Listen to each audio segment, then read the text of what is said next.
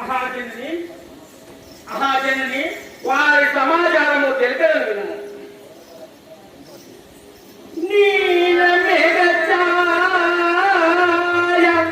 నీల మేఘఛాయ చాలు జయము గలవాడు వెలగరమ్ము కలంటి వీరుడతడు అని వెలగరమ్ము కలంటి వీరుడతడు ముని పుంజుకొండు తమ్మకై పారాయణందు.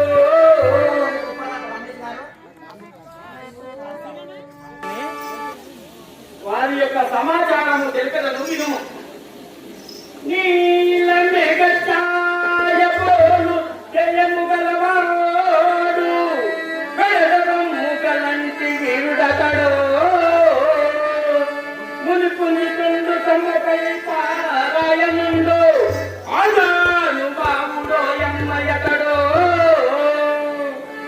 పరకాంతలను మాకు బావమలడివాడు అఖిల విద్యల రంగి నటివాడు రవికుల పర్ణమంతు రాముడై పుట్టి ఘన రాక్షసులెల్ల కూచు కనుండతండు లక్షలుడన్న తనకు తానే సన్నంటి బంగారు ఛాయవాడు.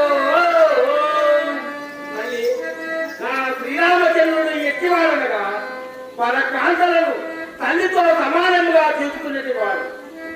లక్ష్మణుడన్న అన్న తమ్ముడు తనకు తానే సాటి ఇంటి వా తల్లి వారి సమాధానము.